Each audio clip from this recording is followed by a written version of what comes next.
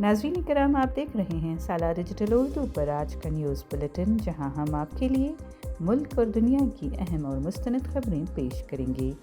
सियासत, समाज, मईशत, मजहब और अवामी ज़िंदगी से जुड़ी ताज़ा पेशरफ्त के साथ अहम फैसले, नुमायां वाक़यात और वो सब कुछ जो आपको बाखबर रखता है।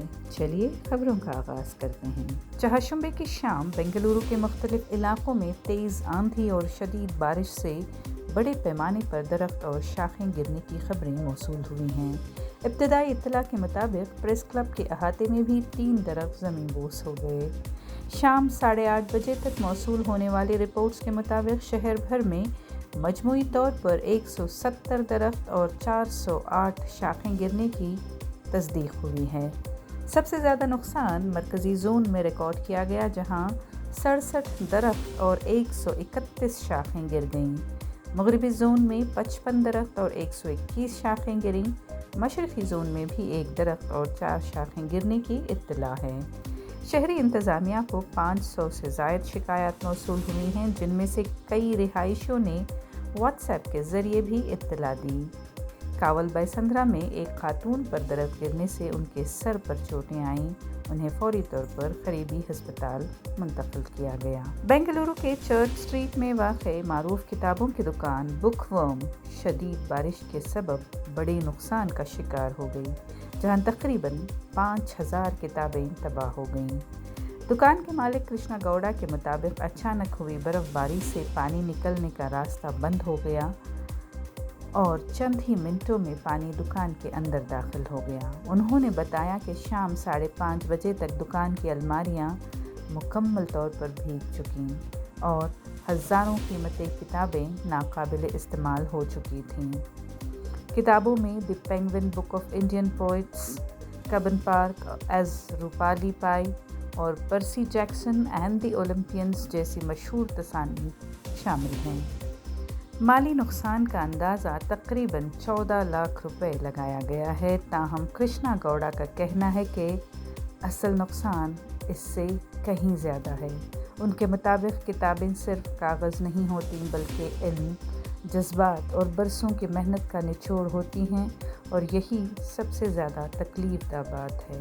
हुबली धारवाड़ म्यूनसिपल कॉरपोरेशन के जनरल बॉडी इजलास में शदीद हंगामा आराई देखने में आई, जहां धारवाड़ के लिए अलहदा म्यूनसिपल कॉरपोरेशन की ज़रूरत न होने से मुतल्लिक़ एक करारदाद मंजूर कर ली गई।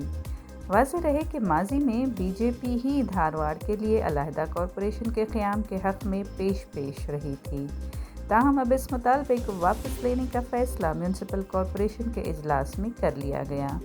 कांग्रेस के अराकीन ने इस फैसले की सख्त मुखालिफत की और मुतालबा किया कि करारदाद को फौरी तौर पर वापस लिया जाए। अपोजिशन अराकीन का कहना था कि बग़ैर किसी बहस के एक तरफ़ा फ़ैसला किया गया, जो जमहूरी उसूलों के ख़िलाफ़ है। सूरत हाल इस कदर बिगड़ गई कि म्यूनसिपल कॉरपोरेशन के मेयर ने कुएं में उतर कर अपना एहतजाज दर्ज कराया। इजलास में बदनज़मी का सिलसिला जारी रहा। Defence research and development organisation DRDO और इंडियन नेवी ने मुश्तरका तौर पर naval anti ship missile short range NASM-SR का पहला सैल्वो तजुर्बा कामयाबी से अंजाम दिया। ये तजुर्बा उड़ीसा के करीब खलीज बंगाल में भारतीय बहरिया के हेलीकॉप्टर प्लेटफॉर्म से किया गया।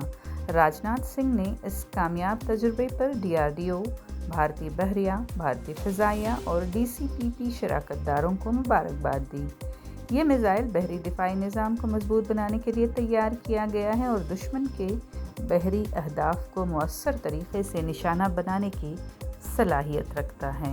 रिजवान अरशद MLA शिवाजी नगर ने बोरिंग अस्पताल के करीब दीवार गिरने के अफसोसनाक मामले पर गहरे दुख का इजहार करते हुए मुतासरा ख़ानदानों के साथ यकजहती का ऐलान किया है।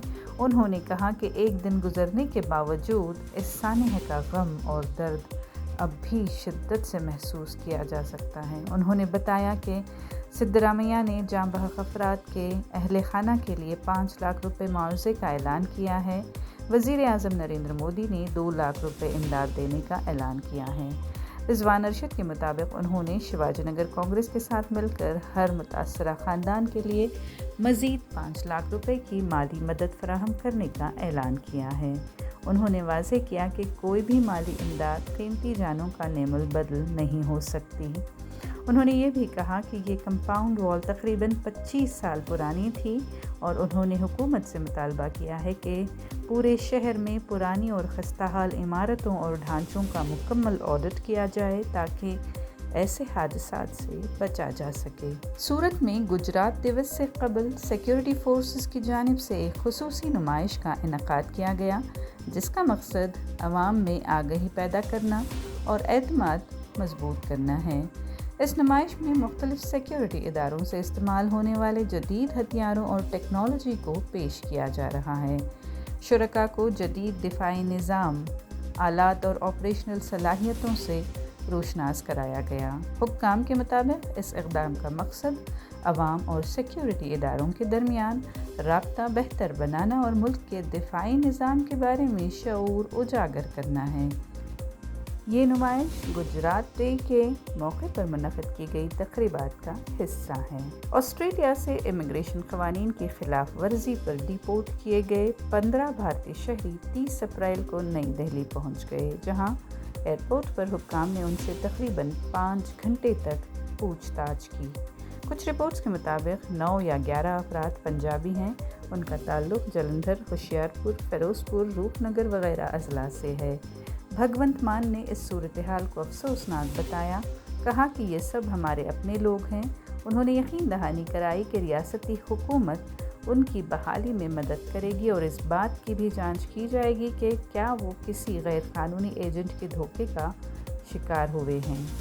پنجاب حکومت کا ایک وفد دہلی پہنچا تاکہ ڈیپورٹ کیے گئے افراد کو ریسیو کیا جا سکے اور انہیں بحفاظت ان کے گھروں تک پہنچایا جا سکے۔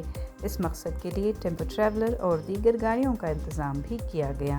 حکام کے مطابق ضرورت پڑنے پر وزارت خارجہ سے بھی رابطہ کیا جائے گا تاکہ متاثرہ افراد کو ہر ممکن مدد فراہم کی جا سکے۔ بلاری ضلع کے گاؤں چھاگنور میں آگ لگنے کے ایک حادثے سے مقامی کسانوں کو شدید مالی نقصان پہنچا ہے۔ اطلاع کے مطابق یہ آگ بجلی کے شارٹ سرکٹ سے بھڑکی۔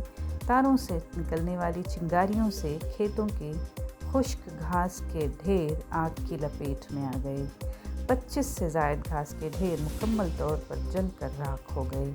تقریباً 20 کسانوں کو مویشیوں کے لیے چارے کی شدید قلت ہو گئی ہے۔ فائر بریگیڈ کے عملے نے کئی گھنٹوں کی کوشش کے بعد آگ پر قابو پا لیا۔